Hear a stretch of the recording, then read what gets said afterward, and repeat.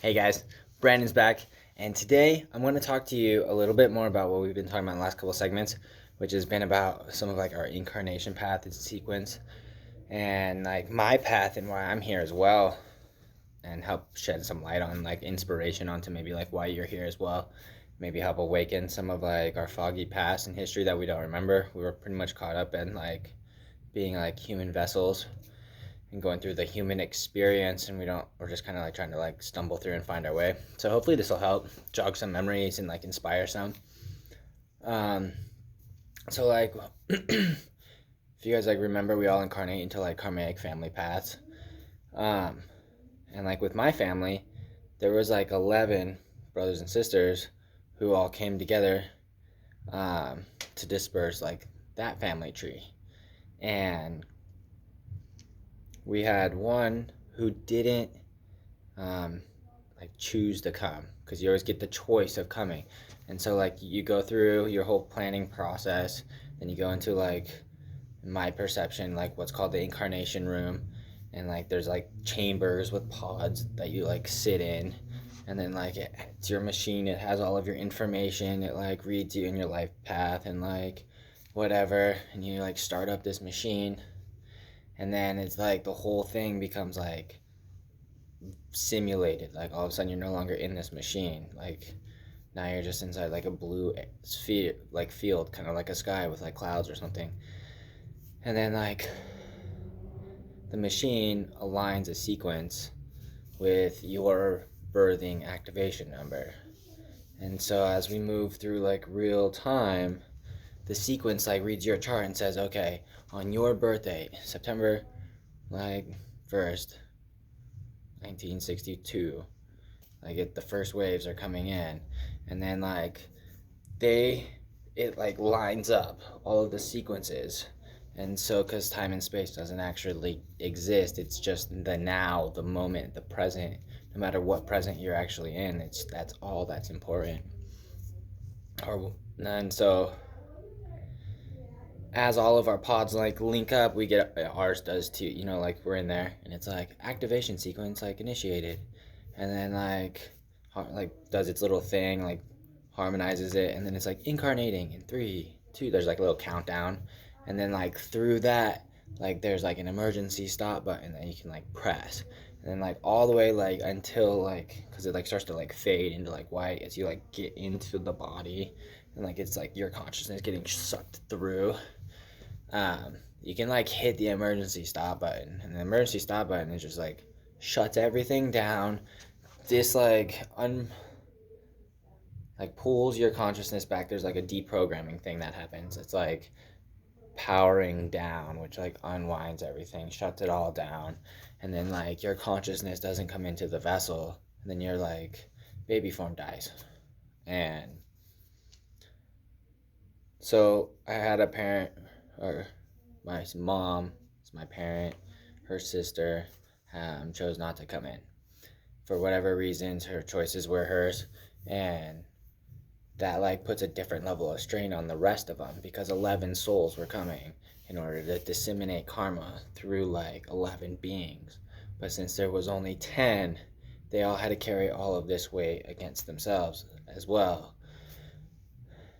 And so then that's where like I kind of came in with my cousin. Is we got like warped paths where we were supposed to just be focusing on our family, but instead we agreed to step up in the field to help take on some of this extra like burden, and like help fulfill that gap from the bottom, because they're on the top like carrying the weight for us. And then we're coming in as like the kids, or I call us cousins, coming in as cousins, and we have to like help support what they're holding up too.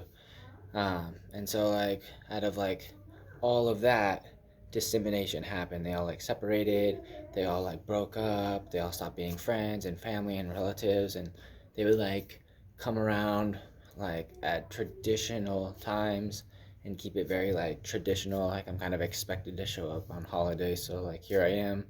And it was very like broken and difficult for a lot of us. And so then like my path, I came in here with like one of the few beings who's able to like seamlessly like work through all of them together.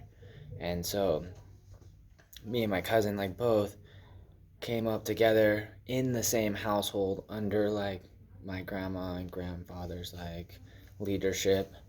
And so then we at the very very bottom caught like the tail end of their burden, and so we were like helped tied to like their parenting raising thing.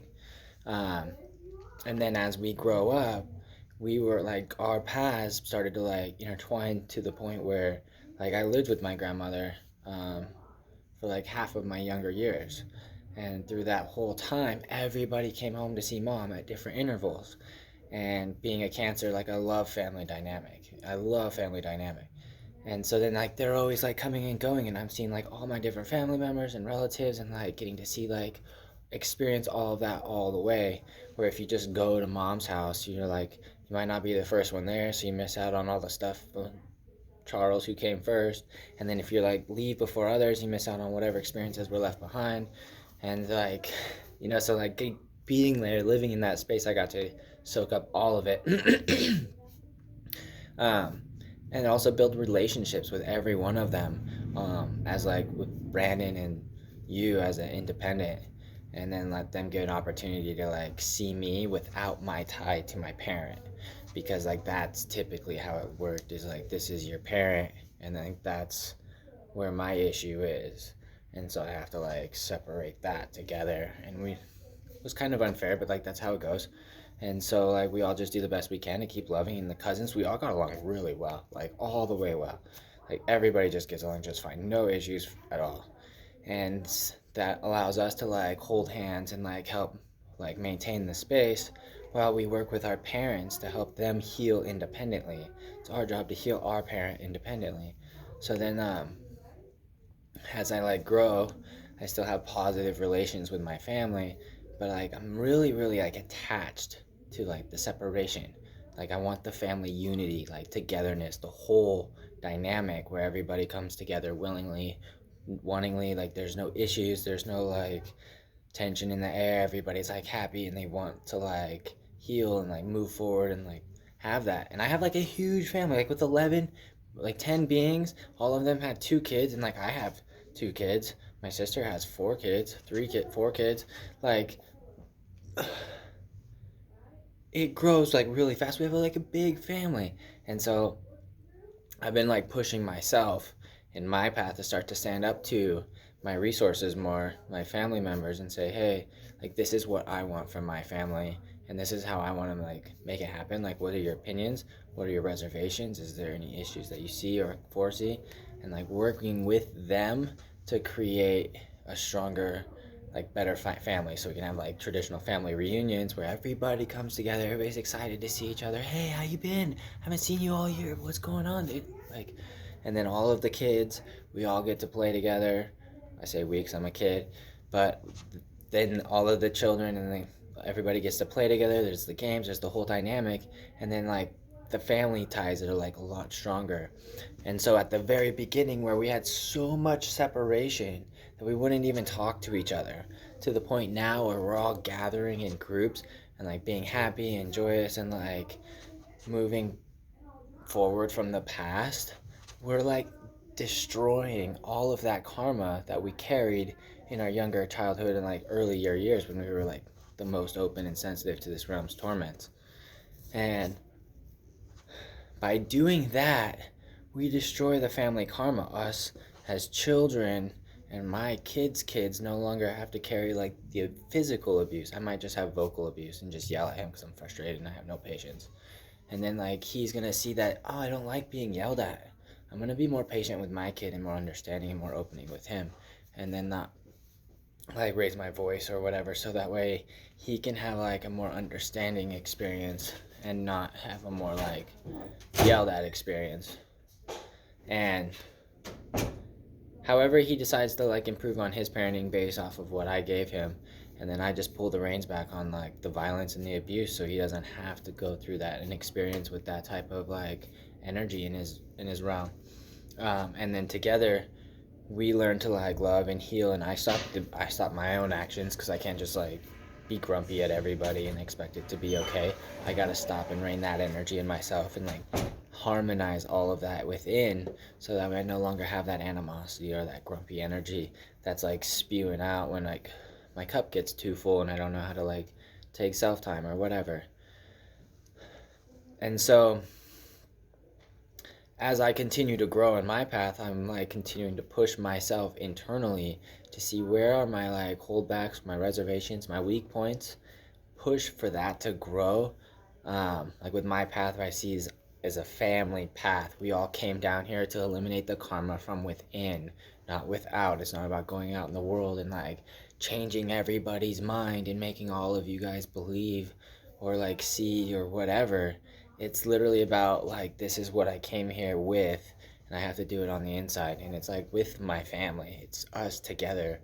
We have the human experience, and like that's the experience that we were given, and we should enjoy that and relish in that and like be a part of all of that, but not lose that family based tie. And so our part of our goal is to like tie that knot together in the conscious field too, because like there's a lot of loose ends there. And so as we come together and we overcome all our different boundaries and obstacles, we strengthen that bond, and like that gets stronger on the field. And our weakest vibrations that we came in here holding down like just got up and strengthened into like strong vibrations. And then that gives the rest of humanity its own opportunity to have like a higher ceiling where they can breathe easier, to grow more freely without all the animosity and negativity holding them down. Because ultimately, it's up to you to make your own conscious shift. You are fully responsible for your path. Only you can do it. It's only you. I can only show you the way.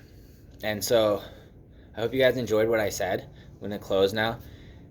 And maybe it sparks some inspiration for you, where you've seen in your experience different levels of karma and broken ties, and how you can push yourself to build stronger relationships, better communication, wholeness, unity, family, togetherness, like bringing together those loose and like difficult areas within yourself that you can control. Family doesn't go away. We don't just like ditch our inheritance. So we got to address that and say, hey, there's an issue between us. Like, I want to make it right. I want to talk about it. I want to hear your hurts. I want to take ownership for my hurt, my actions. And then together, we're going to work together and move forward. But I'm not giving up on you guys. So I hope you guys like the talk, and I'll see you guys next week. Thanks.